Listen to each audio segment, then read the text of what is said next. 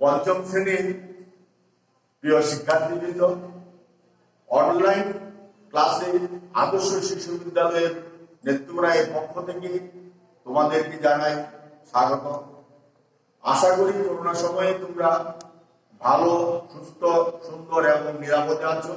এই করোনা মহামারীর সময় প্রয়োজন ছাড়া তোমরা ঘর থেকে বের হবে না।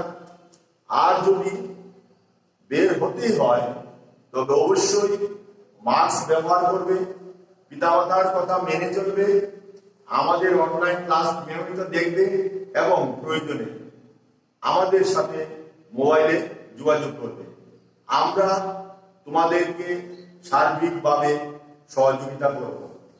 আজকে আমি লিটন পণ্ডিত, সিনিয়র সহকারী শিক্ষক, আদর্শ শিশু বিদ্যালয় নেত্রকোনা, তোমাদের পাঠ পরিচিতি আজকের বিষয় প্রাথমিক গণিত দ্বিতীয় অধ্যায় ভাগ প্রক্রিয়ার উপর আমরা আজকে ক্লাস করাব। আমরা প্রথমে সংক্ষিপ্ত আকারে বা সংক্ষিপ্ত বিষয়গুলো বা মৌলিক বিষয়গুলো আমরা আগে আলোচনা করব। প্রথমে আমরা কি দেখতে পাচ্ছি যে ভাগ কি। কোনো বড় সংখ্যাকে কোনো ছোট সংখ্যা অথবা বারবার বিয়োগ করা কে ভাগ বলে, অর্থাৎ বিয়োগের সংক্ষিপ্ত রূপ হলো ভাগ। নিঃশেষে বিভাজ্যের ক্ষেত্রে একটি ভাগ অঙ্ককে কয়টি অংশে থাকে এবং কি কি? নিঃশেষে বিভাজ্যের ক্ষেত্রে একটি ভাগ অঙ্কে তিনটি অংশ থাকে, যথা ভাজ্য, ভাজক ও ভাগফল। অবিভাজ্য ক্ষেত্রে একটি ভাগ অঙ্কে কয়টি অংশ থাকে এবং কি কি? অবিভাজ্য ক্ষেত্রে বা নিঃশেষে বিভাজ্য না হলে একটি ভাগ অঙ্কে চারটি অংশ থাকে, যথা ভাজ্য, ভাজক, ভাগফল ও ভাগশেষ। আশা করি তোমরা এই বিষয়গুলি বুঝতে পেরেছ। ভাগশেষ ভাজক অপেক্ষা ছোট না বড়। তোমরা এই জিনিসটি জানবে যে ভাগশেষ সবসময় ভাজক অপেক্ষা ছোট, অর্থাৎ ভাগশেষ ক্ষুদ্রতম ভাজক। আন্তর্জাতিক পদ্ধতিতে ভাগফল কোথায় বসে? আন্তর্জাতিক পদ্ধতিতে ভাগফল ভাজ্যের উপরে বসে। যেমন এখানে 64/8, আমরা কি করব? 64কে 8 দ্বারা ভাগ করব। এখানে 8 হলো ভাজক আর 64 হলো ভাজ্য। আমার ভাগফলটা আমি 8 বার যাবে উপরে লিখবো, আর এখানে আমি 64 লিখবো। ভাগশেষ কত দাঁড়ালো? 0। এখানে ভাজক হলো 8, ভাজ্য হলো 64, ভাগফল হলো 8 আর 0 হলো তার। এই যে প্রক্রিয়াটি, এটি হলো আন্তর্জাতিক একটি পদ্ধতি। এই পদ্ধতিতে ভাগফল সবসময় উপরে বসবে। নিঃশেষে বিভাজ্য হলে কি হবে? নিঃশেষে বিভাজ্যের ক্ষেত্রে ভাজ্য সমান ভাজক পূরণ ভাগফল, ভাজক সমান ভাজ্য ভাগ ভাগফল, ভাগফল সমান ভাজ্য ভাগ ভাজক। অবিভাজ্য ক্ষেত্রে অথবা নিঃশেষে বিভাজ্য না হলে তখন কি হবে? তখন হবে ভাজ্য সমান ভাজক গুণ ভাগফল যোগ ভাগশেষ। আর ভাজকের ক্ষেত্রে যখন ভাজক আমরা বের করব তখন কি হবে? ভাজ্য থেকে ভাগশেষ বিয়োগ করতে হবে। এটা ব্র্যাকেটের ভিতরে প্রথম বন্ধনীর ভিতরে থাকবে, তারপর ভাগ করবো আমরা ভাগফল দিয়ে। তাহলে ভাজ্য বিয়োগ ভাগশেষ বা ভাগফল। যখন আমরা ভাগফল বের করবো তখন কি হবে, বাহ্য থেকে বাক্সের বিয়োগ করতে হবে। এটা আমরা প্রথম বন্ধনীর ভিতর রাখবো, তারপর কি করবো, ভাজক দ্বারা ভাগ করবো। যখন আমরা বাক্সের বের করবো তখন কি দাঁড়াবে সূত্রটা, বাহ্য বিয়োগ ভাজক গুণ ভাগফল। এটা আমরা প্রথম বন্ধনীর ভিতরে লিখবো।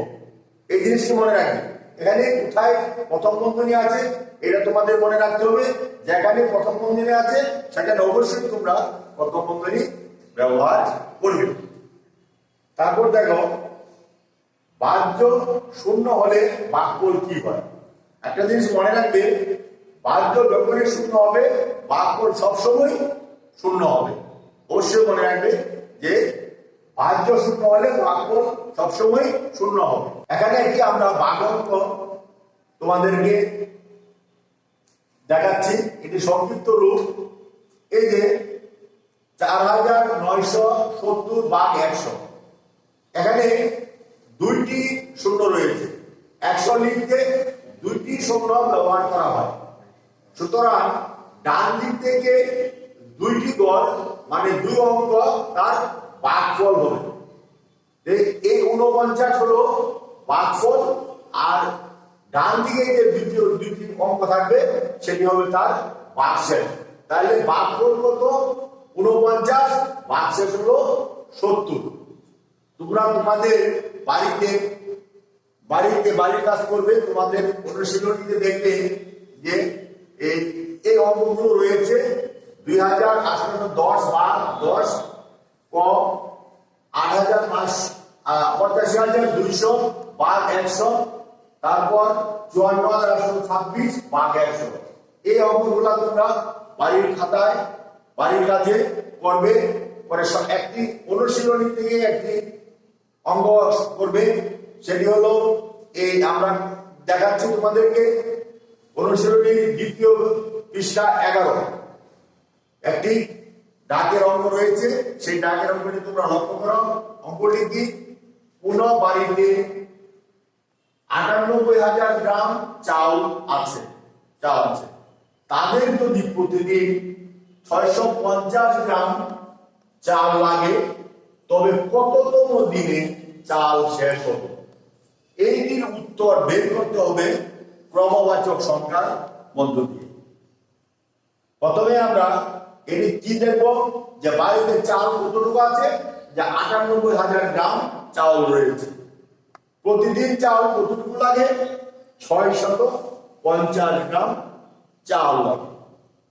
আমরা যদি 98,000 গ্রামকে 650 দ্বারা ভাগ করি, তাহলে 98,000 ভাগ 650।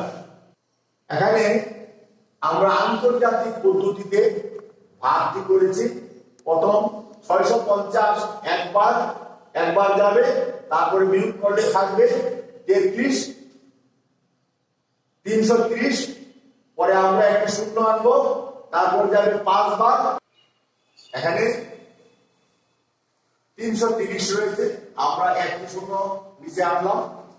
এখানে 3,300 আমরা কতবার দিলাম, 5 বার। 5 বার দিলে কতবার হলো, কত হলো, 3,250। এনে 50 রয়েছে, আরেকটি শূন্য আমরা নিচে আনলাম। এখন শূন্যবার যাবে, শূন্যবার দিলে অবশিষ্ট কত থাকবে, 50, 500 অবশিষ্ট থাকবে। তাহলে এখানে এটা হলো ভাজক 650, এটা হলো ভাজক, আর এই 150 হলো ভাগফল, আর 600 হলো ভাগশেষ। ভাগফল 150, ভাগশেষ 500।